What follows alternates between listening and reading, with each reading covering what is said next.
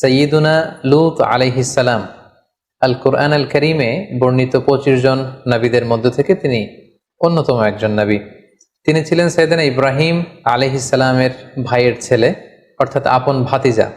সৈয়দনা ইব্রাহিম আলাইহিস সালাম ইরাকের বাবেল শহর থেকে যখন ফিলিস্তিনে হিজরত করেন, লূত আলাইহিস সালামও সাথে সাথে ওনার সাথে হিজরত করেছিলেন। এবং তিনি কেবল একমাত্র মানুষ যিনি বাবেলের অধিবাসীদের মধ্য থেকে তার আপন চাচা সৈয়দনা ইব্রাহিম আল খলিলের উপর ঈমান এনেছিলেন। আল্লাহ তাআলা বলছেন, ফাআমানা লাহু লূত। ইব্রাহিম আলাইহিস সালামের উপর কেউ ঈমান আনেনি, কেবলমাত্র লূত আলাইহিস সালাম ছাড়া। ওয়াকালা ইন্নী মুহাজিরুন ইলা রাব্বি। আর ইব্রাহিম বললেন যে আমি হিজরত করব আমার রবের দিকে বা রবের আদেশে ফিলিস্তিন ভূখণ্ডে। লূত আলাইহিস সালামও সাথে সাথে ওনার সাথে হিজরত করলেন। পরবর্তীতে কিছুদিনের মধ্যেই আল্লাহ তাআলা লূত আলাইহিস সালামকে নবুয়ত দান করলেন এবং আল্লাহ তাআলা প্রত্যাদেশ করলেন যে হে লূত, তুমি তোমার চাচার সাথে আর ফিলিস্তিনে থাকা চলবে না, তোমাকে নবুয়ত দিয়ে ফিলিস্তিনের পাশেই জর্ডান এলাকাতে আমি প্রেরণ করছি। সেখানে কয়েকটি শহর আছে, তার মধ্যে থেকে অন্যতম শহর হচ্ছে সাদুম শহর বা সাদুম গোষ্ঠী। সেখানে তুমি যে দাওয়াত দিবে। এবং আল্লাহ তাআলার আদেশ পাওয়ার সাথে সাথেই আপন চাচা সৈয়দনা ইব্রাহিম আলাইহিস সালামের কাছ থেকে বিদায় নিয়ে আল্লাহর নবী লূত আলাইহিস সালাম জর্ডানে চলে গেলেন। সেখানে সাদুম সহ আরো 5টি বড় বড় শহর ছিল। কোরআন আল কারীমে এই 5টি শহরের সমষ্টিকে একসাথে আল মুতাফিকা বলা হয়েছে। আল মুতাফিকা শব্দের অর্থ হচ্ছে উল্টানো শহর বা উল্টানো জনপদ। ওই এলাকার লোকদের পাপের কারণে আল্লাহ তাআলা এই 5টি শহরকে একসাথে উল্টে দিয়েছিলেন, এজন্য 5টি শহরকে একসাথে বলা হয় আল মুতাফিকা। আল্লাহ তাআলার আদেশ পেয়ে সৈয়দুনা লূত আলাইহিস সালাম যখন জর্ডানের সাদুম এরিয়াতে গেলেন, তিনি দেখলেন যে সেখানকার লোকজনদের মধ্যে মোট 3টি মন্দ চারিত্রিক বৈশিষ্ট্য রয়েছে। 1 নম্বর হচ্ছে তারা সমকামিতার চর্চা করত, অর্থাৎ সেম সেক্সের প্রতি অ্যাট্রাক্টেড ছিল, পুরুষ হয়েও পুরুষের প্রতি যৌন আকর্ষণ বোধ করত। দ্বিতীয়ত তাদের মধ্যে আরো একটি মন্দ বৈশিষ্ট্য ছিল যে তারা ডাকাতি করত, পথিমধ্যে কাফেলাদেরকে আটকিয়ে তাদের সম্পদ তারা লুণ্ঠন করত। আর 3 নাম্বার তাদের যে মন্দ গুণাবলী ছিল সেটা হচ্ছে তারা অশ্লীলতার চর্চা করত। আর এই 3টি কথাই আল্লাহ তাআলা কালামুল্লাহ মাজিদে চমৎকারভাবে উল্লেখ করেছেন। তাদের 3টি ব্যাড অ্যাট্রিবিউটের প্রথমটি ছিল সমকামিতা। আল্লাহ তাআলা বলছেন, ওয়ালুতান ইয ক্বালা লিকওমিহি আতাতুনাল ফাহিশাতা মা সাবাকাকুম বিহা মিন আহাদিম মিনাল আলামিন। তিনি তার কওমের লোকদেরকে বলতে আরম্ভ করলেন যে তোমরা এই অশ্লীল কাজ পৃথিবীর মধ্যে করছো যেটা পৃথিবীতে এর আগে কখনো কেউ করেনি। ইন্নাকুম লাতাতুনার রিজালা শাহওয়াতাম মিন দুনিন নিসা। তোমরা পুরুষ হয়ে পুরুষদের প্রতি যৌন আকর্ষণ বোধ করছো, তোমরা নারীদের মাধ্যমে সেই ডিজায়ারকে ফুলফিল করতে চাচ্ছ না। বল আনতুম কওমুম মুসরিফুন, তোমরা তো অবাধ্য এক জাতি। তাহলে এই ছিল তাদের 1 number bad attribute. 2 number bad অ্যাট্রিবিউটের ব্যাপারে আল্লাহ বলছেন, ওয়া তাকতাউনাস সাবিল, তোমরা ডাকাতি করো। 3 নাম্বার হচ্ছে ওয়া তাতুনা ফি নাদিকুমুল মুনকার, তাদের কিছু ক্লাব ছিল, নাইট ক্লাব, সেখানে তারা অশ্লীলতার চর্চা করত। তো সৈয়দনা লূত আলাইহিস সালাম যখন এই বাজে কোয়ালিটিগুলো দেখলেন, তিনি যে সেখানে দ্বীনের দাওয়াত দেয়া শুরু করলেন। প্রথমেই যেই বিরোধের মুখোমুখি তিনি হলেন যে তারা কোনো ক্রমে এই সমকামিতা থেকে ফিরে আসবে না। তারা সমলিঙ্গের প্রতি যৌন আকর্ষণ বোধ করত, যেটাকে আমরা ইংরেজিতে হোমোসেক্সুয়ালিটি বলি বা সডোমি বলি বা গে হওয়ার যে কালচার, সেটা তাদের মধ্যে ছিল। এবং কোরআনের আয়াত থেকে আমরা বুঝতে পারি পৃথিবীতে লূত আলাইহিস সালামের কওমের আগে কেউ এই বাজে অভ্যাসের চর্চা পৃথিবীতে কেউ করেনি, বরং সর্বপ্রথম এই পাপ কাজের সূচনা তাদের মধ্য থেকেই হয়েছিল। সেটা কিভাবে শুরু হয়েছিল তাফসিরে কুরতুবিতে এসেছে যে শয়তান সর্বপ্রথম এই কাজটি করেছিল। লূত আলাইহিস সালামের কওমের লোকেরা যখন চাষাবাদ করত, তখন শয়তান খুবই চমৎকার চেহারার সুশ্রী অবয়বের যুবক অথবা একজন বালকের আকৃতিতে তাদের কাছে আসলো, এসে সর্বপ্রথমে কুপ্রস্তাব দিল। এবং শয়তানের এত সুন্দর চেহারা দেখে তারা অবাক হয়ে গেল। শয়তান তাদেরকে বলল, ছোট্ট বালক বা যুবকের সুশ্রী চেহারা বা অবয়ব নিয়ে তাদের কাছে এসে বলল যে তোমরা যদি আমার সাথে এমন এমন পাপ কাজ করো তাহলে তোমরা অনেক আনন্দ পাবে, এবং এই কথা আমি কাউকে বলে দিব না, তোমরা চাইলেই করতে পারো। সর্বপ্রথম তারা কৌতূহল বশত এই সুশ্রী বালকের সাথে এই অপকর্মটা করতে আরম্ভ করলো। প্রতিদিন এই ছেলেটা আসে, মানে শয়তান এই ছেলের আকৃতিতে আসে, এবং তাদের অনেকের মধ্যে এই বাজে স্বভাব শয়তান আস্তে আস্তে ডেভেলপ করতে লাগলো। শয়তান ঠিক ততদিন পর্যন্ত তাদের কাছে আসতে লাগলো যতদিন পর্যন্ত শয়তান নিশ্চিত হলো যে হ্যাঁ, এই অভ্যেসটা তাদের মধ্যে এখন পরিপূর্ণভাবে ডেভেলপ হয়ে গিয়েছে। আমি যদি নাও আসি, তারা নিজেরা নিজেদের মধ্যে এই কাজটি করবে। এটা যখন শয়তান নিশ্চিত হলো, শয়তান তাদের কাছে আসা বন্ধ করে দিল। কিন্তু ইতিমধ্যে তারা নিজেদের মধ্যে এই বাজে স্বভাবটি ডেভেলপ করে ফেলেছে। তখন তারা নিজেরা নিজেদের সাথে এই অপকর্ম করতে আরম্ভ করলো। তাদের মধ্যে যে সুস্থি যুবক বা বালক আছে, তাদের উপর তারা হামলে পড়তো। তারা নারীদের প্রতি যৌন আকৃষ্ট না হয়ে পুরুষদের সাথে এই পাপ কাজ তারা করতে আরম্ভ করলো। সাইয়েদনা লূত আলাইহিস সালাম তাদেরকে এই পাপ কাজ থেকে ফিরে আসার আহ্বান করলেন। তিনি তাদের মাঝে দাওয়াতি কাজ করলেন। তিনি তাদেরকে অশ্লীলতার এই পথকে পরিহার করতে বললেন। তিনি তাওহীদ, রিসালাত, আখিরাত এবং আল্লাহ তাআলার আযাবের ভয় দেখালেন। নৈতিক মূল্যবোধের দাওয়াত তিনি দিতে লাগলেন। সূরাতুশ শুআরাতে আল্লাহ তাআলা বলছেন, ইয ক্বালা লাহুম আখুহুম লূতুন আলা তাত্তাকুন। লূত আলাইহিস সালাম তাদেরকে বলল, তোমরা কি আল্লাহকে ভয় পাবে না? তোমরা কি আল্লাহকে ভয় করো না? কিভাবে তোমরা এই পাপ কাজগুলো করছো? কিভাবে একটি পুরুষ হয়ে তোমরা পুরুষের প্রতি যৌন আকর্ষণ বোধ করছো? এটা তো খুবই ঘৃণ্য একটি কাজ। ইন্নী লাকুম রাসূলুন আমিন, নিশ্চয় আমি আল্লাহর পক্ষ থেকে বিশ্বস্ত রাসূল। ফাত্তাকুল্লাহ, এই পাপ কাজ তোমরা বন্ধ করো, তোমরা আল্লাহকে ভয় করো। ওয়া আতিউন, এবং নবী হিসেবে আমার আনুগত্য করো। ওমা আসআলুকুম আলাইহি মিন আজর ইন আজরিয়া ইল্লা আলা রাব্বিল আলামিন। এই যে দাওয়াতি কাজ করছি, আমি তো কোনো প্রতিদান চাচ্ছি না, বরং আমি প্রতিদান চাই আল্লাহ তাআলার কাছে। সূরা শুআরা আল্লাহ তাআলা আবার বলছেন, ক্বালা ইন্নী লিআমালিকুম মিনাল ক্বালিন। লূত আলাইহিস সালাম বললেন, তোমরা যে এই অপকর্ম করছো, এই হোমোসেক্সুয়ালিটির এই প্র্যাকটিস যে করছো, এটার সমালোচনা, এটার বিরোধিতা, এটা আমি করেই যাব যতদিন না তোমরা ক্ষান্ত হও। সাইয়েদনা লূত আলাইহিস সালাম এভাবে তাদেরকে বোঝাতে লাগলেন, কল্যাণের পথে তাদেরকে আহ্বান করতে লাগলেন। লূত আলাইহিস সালামের দাওয়াতের ফলে তাদের কওমের পক্ষ থেকে, জাতিগোষ্ঠীর পক্ষ থেকে রেসপন্স কি ছিল আমরা যদি খেয়াল করি, তাহলে দেখব যে আল্লাহ তাআলা বলছেন, ক্বালু লা ইন লাম তানতাহি ইয়া লূত লাতাকুনান্না মিনাল মুখরাজিন। অর্থাৎ তারা বলতে আরম্ভ করলো, হে লূত, তুমি যদি এই দাওয়াতি কাজ না থামাও, তাহলে এই এলাকা থেকে আমরা তোমাকে বের করে দেব। মনে রাখো, তুমি কিন্তু এই এলাকার লোক নও। তোমার বাড়ি হচ্ছে ইরাকের বাবেলে, সেখান থেকে গিয়েছো ফিলিস্তিনে, ফিলিস্তিন থেকে উড়ে এসে জুড়ে বসেছো আমাদের এই জর্ডান এলাকায়। আর আমাদেরকে তুমি নীতি কথা শেখাচ্ছ? আমাদের চাহিদা যদি তুমি পূরণ করতে না দাও, এলাকা থেকে বের করে দেবো তোমাকে। ক্বালু আখরিজুহুম মিন ক্বরিয়াতিকুম ইন্নাহুম উনাসুন ইয়াতাতাহহারুন। পাশাপাশি যারা লূত আলাইহিস সালামকে সাপোর্ট দিত, তারা বলল যে আপনারা লূতকে এলাকা থেকে বের করে দেন, এখান থেকে বহিষ্কার ঘোষণা করুন। নিজেরাও হুমকি দিতে লাগলো, অন্যদেরকেও তারা উস্কানি দিতে লাগলো। এক পর্যায়ে লূত আলাইহিস সালাম বললেন যে তোমরা যদি না থামো, যে কোনো মুহূর্তে আযাব এসে, গজব এসে তোমাদেরকে ধ্বংস করে দিবে। এবং মনে রাখো, আল্লাহর গজব কিন্তু অত্যন্ত, আযাব কিন্তু ভয়ঙ্কর। তিনি সব সময় আযাব দেন না, কিন্তু যখন আযাব দেন, তিনি আযাব দেওয়ার মতনই দেন। ক্বালু উতিনা বিআযাবিল্লাহি ইন কুনতা মিনাস সাদিকিন। আযাবের কথা যখন লূত আলাইহিস সালাম বলে ভয় দেখালেন, তারা বলল, পারলে আযাব নিয়ে আসো, আমরা এই সমকামিতার চর্চা বন্ধ করব না। তোমার আল্লাহ যদি সত্যি হয়ে থাকে, পারলে আযাব দেখাও। সাইয়েদনা লূত আলাইহিস সালামের স্ত্রীর ব্যাপারে কোরআনে এসেছে, সাইয়েদনা লূত আলাইহিস সালামের স্ত্রী ওনার উপর ঈমান আনেননি, বরং সাইয়েদনা লূত আলাইহিস সালামের স্ত্রী সেই পাপাচারী লোকদের সহযোগী ছিল। সূরাতুত তাহরিম আল্লাহ তাআলা বলছেন, দারাবাল্লাহু মাসালান লিল্লাযিনা কাফারু ইমরাআতা নূহ ওয়া ইমরাআতা লূত। নূহ আলাইহিস সালামের স্ত্রী আর লূত আলাইহিস সালামের স্ত্রী, তাদের দৃষ্টান্ত দিয়ে আল্লাহ তাআলা বলেছেন যে তারা কুফরি করেছে, তারা কাফের নারীদের আদর্শ, তারা বিশ্বাসী ছিল না। আল্লাহ বলছেন, কানাতা তাহতা আবদাইনি মিন ইবাদিনা সালিহাইন। আমার দুজন প্রিয় ভাজন নেককার বান্দাদের স্ত্রী হয়েও তারা ঈমান আনতে পারেনি। ফাখানাতাহুমা, তারা খেয়ানত করেছে। কোন ধরনের খেয়ানত? তারা ঈমান আনেনি। তারা কিন্তু চারিত্রিক দিক থেকে খারাপ নারী ছিল না। অশ্লীলতার সাথে পৃথিবীর কোনো নবীর স্ত্রীরাই জড়িত ছিল না।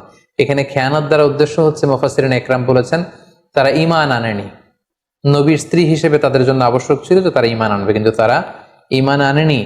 বরং লূত আলাইহিস সালামের স্ত্রী গোপনে গোপনে লূত আলাইহিস সালামের তথ্য ওই এলাকার পাপাচারী লোকদের কাছে সরবরাহ করত। সাইয়েদনা লূত আলাইহিস সালাম দাওয়াত দিতে দিতে যখন ক্লান্ত হয়ে পড়লেন, তিনি আল্লাহর কাছে অবশেষে বললেন, রব্বি নাজ্জিনি ওয়া আহলি মিম্মা ইয়ামালুন।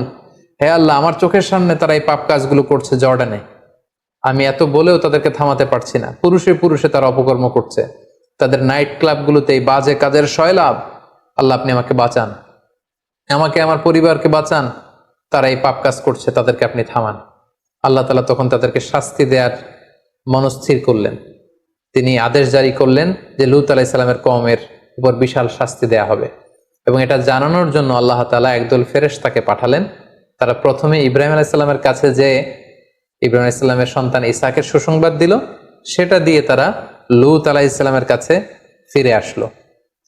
এবং ফিরে এসে তারা অনিন্দ সুন্দর নওজোয়ানের রূপে, সুন্দর যুবকের চেহারা নিয়ে তারা লূত আলাইহিসসালামের কাছে মেহমানের ছদ্মবেশে আগমন করলো।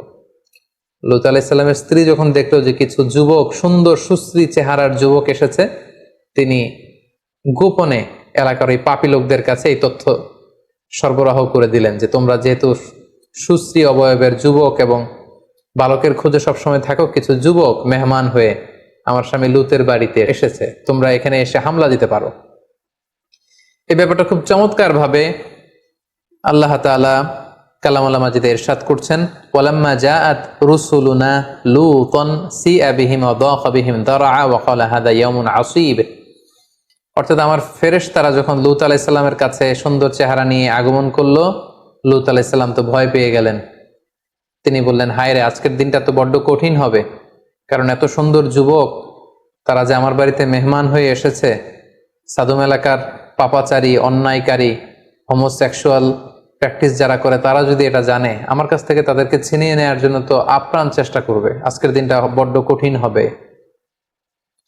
ওয়াজাআহু কওমুহু ইউহরাউনা ইলাইহি ওয়া মিন ক্বাবলু কানু ইয়ামালুনা সাইয়্যাত। যারা এই পাপ কাজে অভ্যস্ত ছিল, তারা হুমড়ি খেয়ে লূত আলাইহিস সালামের বাড়িতে হামলে পড়লো।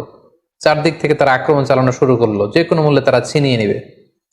লূত আলাইহিস সালাম উপায়ন্তর না দেখে ক্বালা ইয়া কওমি হাউলাই বানাতি কুননা আতহারু লাকুম। তিনি অত্যন্ত অসহায়, আকুতি এবং কাকুতি মিনতি জানিয়ে বলল, হে আমার এলাকার লোকেরা, আমার মেহমানদের গায়ে হাত দিও না।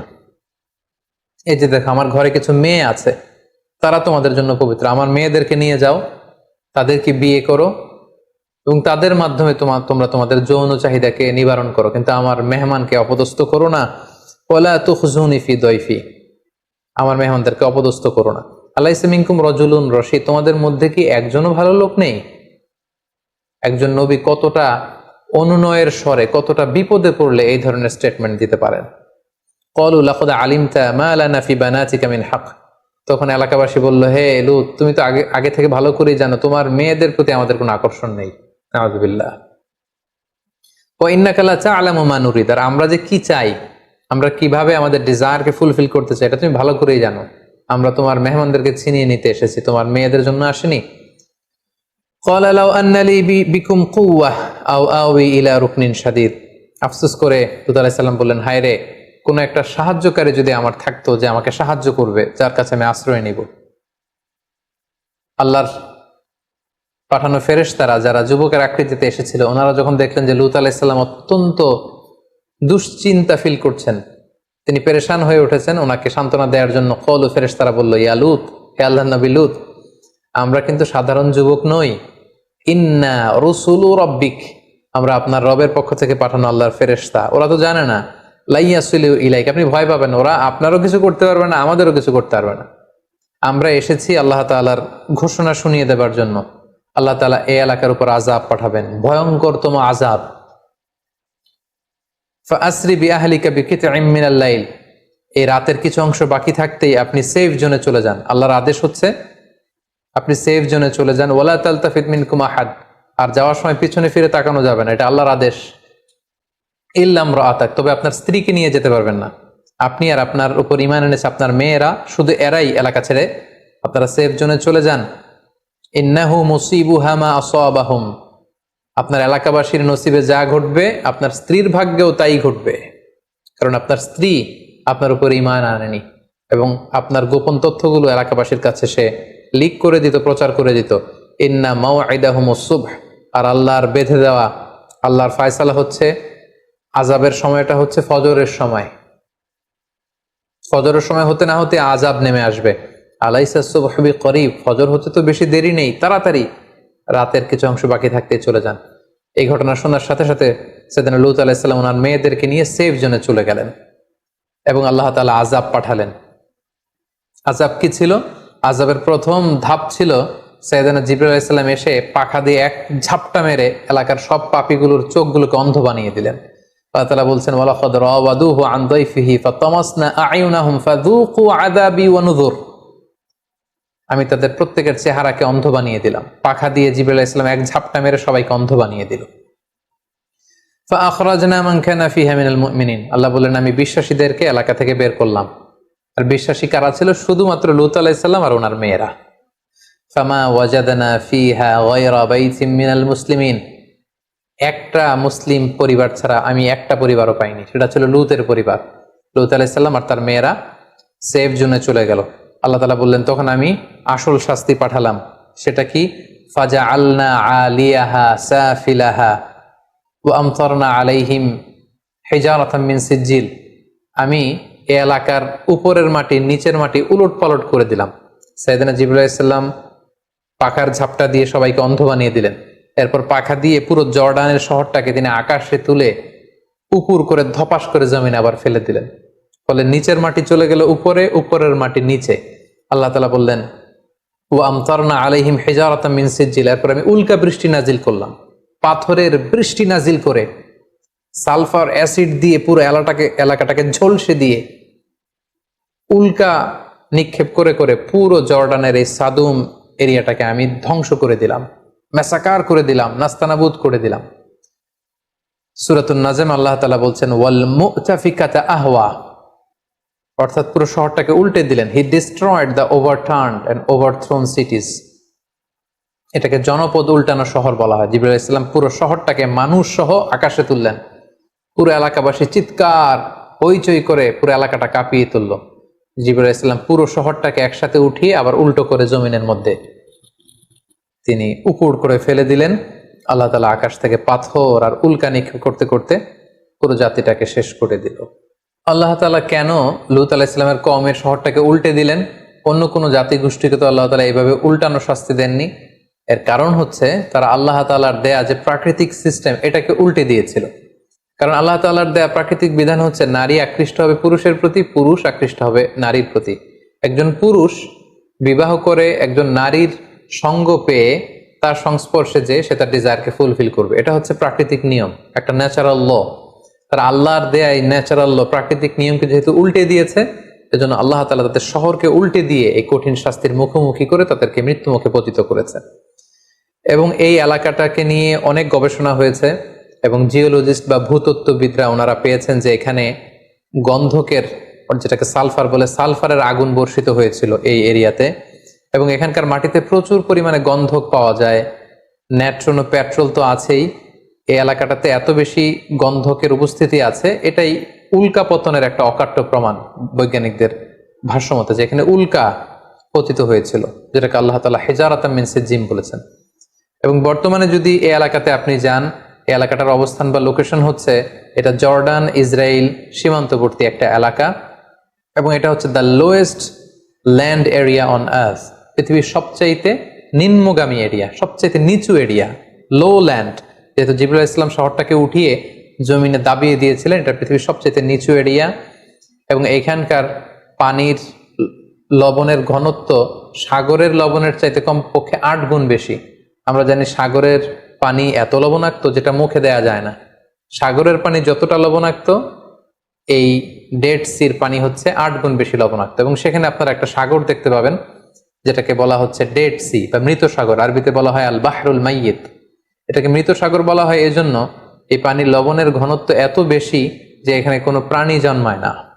এটা আযাবের আর গজবের জায়গা, ফলে এখানে মাছ জন্মায় না, ব্যাঙ জন্মায় না, কোনো শ্যাওলা জন্মায় না, কোনো জীবকণা, জুপ্লাঙ্কটন, ফাইটোপ্লাঙ্কটন টাইপের কোনো কিছু এখানে জন্মায় না। বরং এখানে লবণের ঘনত্ব, ডেন্সিটি এত বেশি, কোনো মানুষ সেখানে পড়ে গেলে ডুবেও না, তারা সেখানে ভেসে থাকতে পারে। এটা আযাব আর গজবের জায়গা। এই ছিল সাইয়েদনা লূত আলাইহিস সালামের জীবন কাহিনী। এখান থেকে আমরা কিছু লাইফ লেসন বের করতে পারি। 1 নাম্বার যে শিক্ষাটুকু আমরা পাই সেটা হচ্ছে ইসলাম সহ পৃথিবীর কোনো ধর্মই কিন্তু অশ্লীলতাকে শেখায় না। পৃথিবীর সকল ধর্মই অশ্লীলতার বিরুদ্ধে। এবং সাইয়েদনা লূত আলাইহিস সালামের জামানায় সর্বপ্রথম এই হোমোসেক্সুয়ালিটি বা সমকামিতা শুরু হয়েছিল এবং বর্তমানেও নানা সময়ে এই পাপাচারিতা মাথাচাড়া দিয়ে উঠছে। সেটা কখনো এলজিবিটি রাইটসের নামে, সেটা কখনো গে কালচারের নামে। সো আমরা যারা বিশ্বাসীরা যারা রক্ষণশীলতায় বিশ্বাসী, আমাদের সমাজে যাতে এই পাপ পঙ্কিলতায় আবর্জনা যাতে ঢুকতে না পারে আমাদেরকে সচেতন থাকতে হবে। কারণ আমরা জানি যে ইসলাম হচ্ছে একটা ওয়েলফেয়ার লেজিসলেশন। ইসলামে যত বিধান দেয়া হয় এটা আমাদের কল্যাণের জন্য, ভালোর জন্য দেয়া হয়। এবং ইসলামী শরিয়া অনুযায়ী এই হোমোসেক্সুয়ালিটি এটা মারাত্মক শাস্তিযোগ্য একটি অপরাধ, এটি কবিরা গুনাহ এবং সর্বসম্মতিক্রমে এটি হারাম। দ্বিতীয় যে ব্যাপারটি আমরা বলবো সেটা হচ্ছে এই যে সমকামিতার সমস্যা, পৃথিবীর ইউএস সহ ইউরোপের অনেক দেশে আপনারা শুনবেন যেটাকে লিগালাইজ করা হয়েছে, ইউরোপের অনেক স্টেটে, ইউএস এর অনেক স্টেটে, ইউরোপের অনেক দেশে, এবং এটা নিয়ে অনেক আন্দোলন চলছে। এটা বেসিকলি গবেষকদের কথা অনুযায়ী এটা একটা মনস্তাত্ত্বিক সমস্যা এবং এটা হচ্ছে বেসিকলি বিকৃতভাবে গড়ে ওঠা একটা যৌন আকর্ষণ। একটা মানুষ যখন সবসময় অস্বাভাবিক চিন্তা করবে, অস্বাভাবিক জীবনযাপন করবে, অস্বাভাবিক যৌন উশৃঙ্খল একটা লাইফস্টাইল সে যখন প্র্যাকটিস করবে, তখন তার মধ্যে এই একটা বাজে যৌন চিন্তা আস্তে আস্তে ডেভেলপ করে, খুবই গ্রাজুয়ালি। অনেকের কাছ থেকে জানা গিয়েছে যে অনেকেই কৌতূহল বশত এটা নিজের মধ্যে অ্যাডপ্ট করেছে এবং ধীরে ধীরে আস্তে আস্তে সমকামী বনে গিয়েছে তারা। সো আমাদের সমাজে আমাদের উঠতি বয়সের তরুণ তরুণীরা যাতে এই জাতীয় পাপ কাজের দিকে, এই অন্ধকার পথের দিকে পা না বাড়ায়, সেদিকে আমাদেরকে খেয়াল রাখতে হবে। 3 নম্বর যে লাইফ লেসনটি আমরা এখানে উল্লেখ করতে চাই সেটি হচ্ছে একটি সুস্থ, সমৃদ্ধ এবং স্বাস্থ্যকর যৌন জীবনের জন্য আল্লাহ তাআলা আমাদেরকে বিয়ের মতো একটি পবিত্র বিধান তিনি আমাদেরকে প্রেসক্রাইব করেছেন বা দান করেছেন। এবং ইসলামে বিয়ে বহির্ভূত সব ধরনের যৌন সম্পর্ক কমপ্লিটলি প্রহিবিটেড। কারণ এই বিয়ের মধ্যে বা এই বিয়ের বন্ধনে আছে মানসিক প্রশান্তি, এতে আছে সামাজিক একটা দায়বদ্ধতা এবং নতুন প্রজন্ম তৈরি করার একটা মাধ্যম। সমকামীদের ব্যাপারে শুধু এতটুকু আমরা বলতে চাই যে যারা এই পৃথিবীতে সমকামী আছে, পৃথিবীর সব সমকামীদেরকে একসাথে করে তাদেরকে যদি একটা স্বাধীন দেশের মধ্যে দিয়ে দেয়া হয়, যে আপনাদেরকে একটা স্বাধীন দেশ দিয়ে দেয়া হলো, সেই দেশের লোকদেরকে মাত্র 50 বছর সময় দিলেই তারা নিশ্চিহ্ন হয়ে যাবে। কারণ এখানে কোনো আউটপুট নেই, এই সম্পর্কে কোনো আউটপুট নেই, কোনো প্রশান্তি নেই। নারী যদি নারীর সাথে বিবাহ বন্ধনে আবদ্ধ হয়, পুরুষ যদি পুরুষের সাথে বিবাহ বন্ধনে আবদ্ধ হয়, এই জনগোষ্ঠীটাকে একটা আলাদা স্বাধীন রাষ্ট্র দিয়ে দেওয়া হলে তাদের নিশ্চিহ্ন হয়ে যাওয়ার জন্য সর্বোচ্চ 50 বছরের প্রয়োজন। 50 বছর পরে তাদের কোনো অস্তিত্ব এই পৃথিবীতে থাকবে না। তাই আমরা যারা মুসলিম তারা কখনোই এই সমকামিতাকে আমরা সাপোর্ট করতে পারি না, বরং সবসময় ইসলামের অবস্থান এই সমকামিতার বিপক্ষে। সাইয়েদনা লূত আলাইহিস সালামের জীবন কাহিনী থেকে আরেকটি শিক্ষা আমরা পাই, সেটা হচ্ছে আমরা যারা বিশ্বাসী আমরা মেহমানদেরকে সবসময় সম্মান করব। কারণ আল্লাহ রাসূল সাল্লাল্লাহু আলাইহি ওয়াসাল্লাম বলেছেন, মান কানা ইউমিনু বিল্লাহি ওয়াল ইয়াউমিল আখিরি ফালইউকরিম দাইফা, যে আল্লাহ বিশ্বাস করে, আখিরাতে বিশ্বাস করে, সে যেন তার মেহমানকে সম্মান করে। আমরা যদি খেয়াল করি তাহলে দেখবো যে সাইয়েদনা লূত আলাইহিস সালাম তিনি এলাকাবাসীদের বলেছেন যে তোমরা আমার মেয়েদেরকে নিয়ে যাও, কিন্তু আমার মেহমানের গায়ে হাত দিও না। তার মানে মেহমান যখন আপনার বাসায় চলে আসবে, তার সেফটি দেওয়া, তার সিকিউরিটি দেওয়া, তার সম্মান ইজ্জতকে অটুট রাখা, এটা মেজবানের দায়িত্বের মধ্যে চলে আসে। সর্বশেষ আমরা যে শিক্ষাটির কথা উল্লেখ করতে চাই সেটা হচ্ছে প্রত্যেক মানুষের জীবনে একজন বিশ্বাসী, একজন আস্থাভাজন, একজন মুত্তাকি সোলমেট খুব জরুরি। বিশেষ করে আপনার স্ত্রী যদি আপনার খেয়ানত করে, আপনার স্ত্রী যদি আপনার সাথে বিট্রে করে, তাহলে আপনার ঘরটা একটা জাহান্নামের টুকরা। আমরা লূত আলাইহিস সালামের ক্ষেত্রে দেখবো যে আল্লাহ তাআলা এই বড় একটি পরীক্ষা তার জীবনে তিনি করেছেন। লূত আলাইহিস সালাম যদিও তিনি নবী, কিন্তু তার স্ত্রী তার প্রতি ঈমান আনেনি। সো আমরা আমাদের জীবনটাকে শান্তিময় করবার জন্য এমন একজন লাইফমেট, এমন একজন লাইফ পার্টনার খুঁজে নিতে হবে যার মধ্যে দিনদারি থাকবে। আল্লাহ রাসূল সাল্লাল্লাহু আলাইহি ওয়াসাল্লাম বলেছেন 4টি জিনিস দেখে কোনো নারীকে বিয়ে করা হয়। আল্লাহ রাসূল সাল্লাল্লাহু আলাইহি ওয়াসাল্লাম ইরশাদ করেছেন 4টি জিনিস দেখে নারীদেরকে বিয়ে করা হয়, তার সম্পদ দেখে, তার সৌন্দর্য দেখে, তার স্ট্যাটাস দেখে, আরেকটা হচ্ছে তার দিনদারি দেখে। আল্লাহ রাসূল সাল্লাল্লাহু আলাইহি ওয়াসাল্লাম বললেন এই 4টির মধ্যে তোমরা যদি জিততে চাও, যদি সাকসেসফুল হতে চাও, তাহলে দিনদারিকে প্রাধান্য দিও। ফাসফার বিযাতিদ দ্বীন, যে নারীর মধ্যে দিনদারিতা আছে সেই নারী হবে তোমার প্রকৃত সোলমেট এবং সেই তোমার ঘরটাকে জান্নাতের টুকরা বানিয়ে রাখবে। আল্লাহ তাআলা আমাদের সবাইকে কথাগুলো বুঝার এবং নবীদের রেখে যাওয়া পথে নিজেদেরকে পরিচালিত করবার তৌফিক দান করুক। হাদা মা ইনদি ওয়াল ইলমু ইনদাল্লাহ আলাইহি তাওয়াক্কালতু ওয়া ইলাইহি উনীব। ওয়াসসালামু আলাইকুম ওয়া রাহমাতুল্লাহি ওয়া বারাকাতুহু।